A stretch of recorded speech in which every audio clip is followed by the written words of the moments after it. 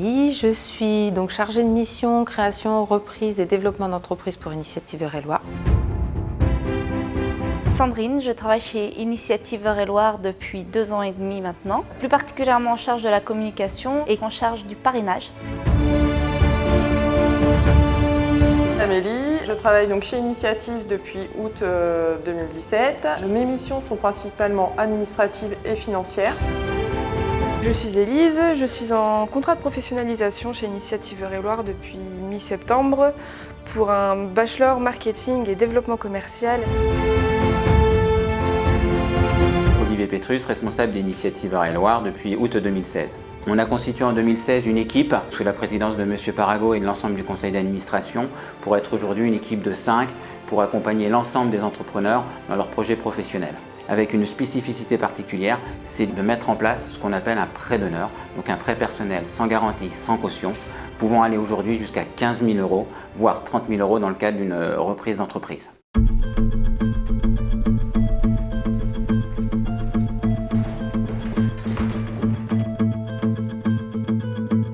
Quand on reçoit les personnes au niveau de l'accueil collectif, on a de tout. Aussi bien des personnes qui créent leur entreprise, que des personnes qui développent leur entreprise, que des personnes qui veulent reprendre une entreprise. Il y a différents stades. Les personnes qui sont juste à stade de projet ou d'autres qui en sont en stade de finalisation de leur projet. Au niveau de l'accueil collectif, on leur crée un compte sur notre plateforme.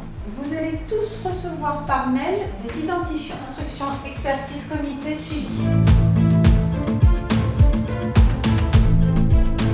Nous, notre capacité, c'est notre réactivité justement sur les projets, puisque comme on sait intervenir à n'importe quel moment du projet. Nous, on vous aide financièrement. Pour qu'ils arrivent à un financement assez rapide. Et si vous avez besoin de quoi que ce soit, vous n'hésitez pas à me recontacter, mes coordonnées sont au dos du livret. Nous avons mis en place ce que l'on appelle les réunions collectives pour la préparation au comité d'agrément, ce qui nous permet de voir l'évolution des projets et aussi du coup de préparer les porteurs de projets à présenter leurs projets durant le comité d'agrément. Pendant cette préparation, on leur explique exactement ce qui va se passer durant le comité. On ne vous demandera pas de mémoriser tous vos chiffres. Combien il va y avoir de personnes. Autour de la table, vous avez des experts comptables, des banquiers, des assureurs, des chefs d'entreprise. On met en valeur leurs atouts, on met en valeur leurs faiblesses. Le but, c'est que le porteur de projet arrive avec une information concrète du déroulé du comité d'agrément. Vous avez un rôle dans ce projet-là, donc il faut qu'on voit votre rôle et il faut qu'on voit comment vous êtes impliqué. Le comité d'agrément, effectivement, se déroule avec une quinzaine de participants qui sont autour de la table, donc des professionnels de l'entreprise.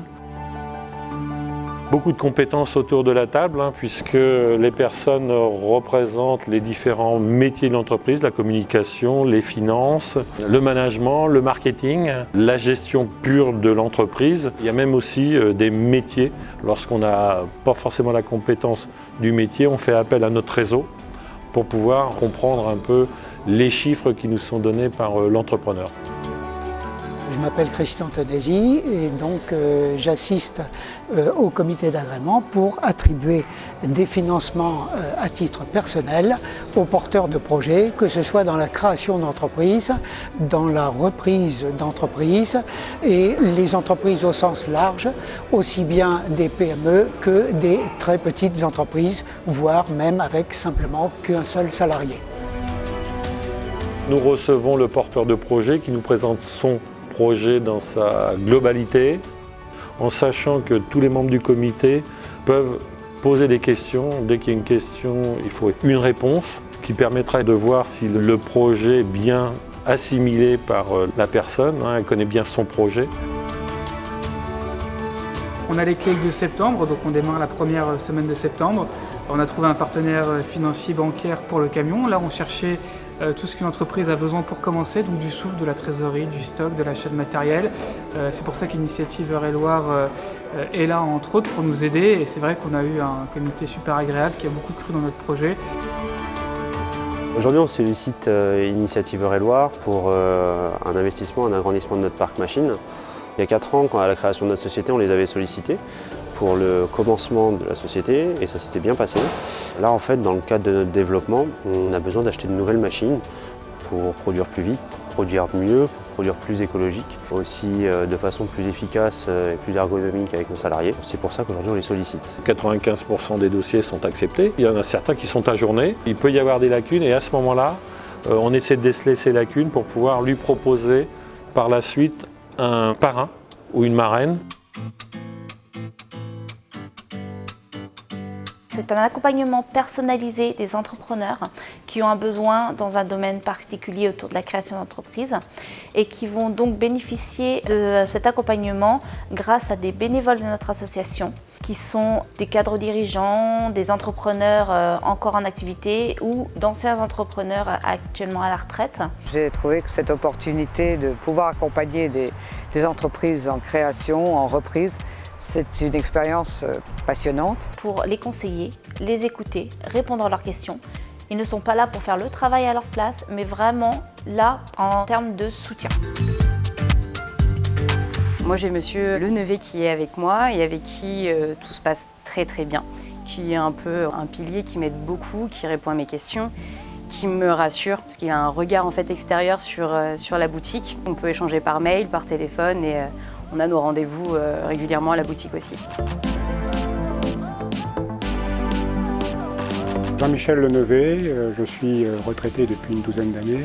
J'assure le parrainage de Clémence Bigot avec attention et surtout avec plaisir. Personnellement, je considère que la qualité première d'un parrain, c'est d'abord d'écouter, de faire ce que j'appelle un effet miroir, c'est-à-dire écouter l'entrepreneur qui démarre, entendre ses problèmes, essayer éventuellement de les résoudre ou d'apporter quelques éléments de résolution dans l'optique de simplement réussir au bout de 2-3 ans, parce qu'il ne suffit pas de la première année. Suite au comité d'agrément, dès le lendemain, les décisions sont données au porteur de projet par téléphone. Si c'est une décision qui est positive, le porteur de projet reçoit quelques jours plus tard un courrier lui expliquant la liste des documents à nous fournir afin de pouvoir débloquer le prêt Initiative Eure-et-Loir.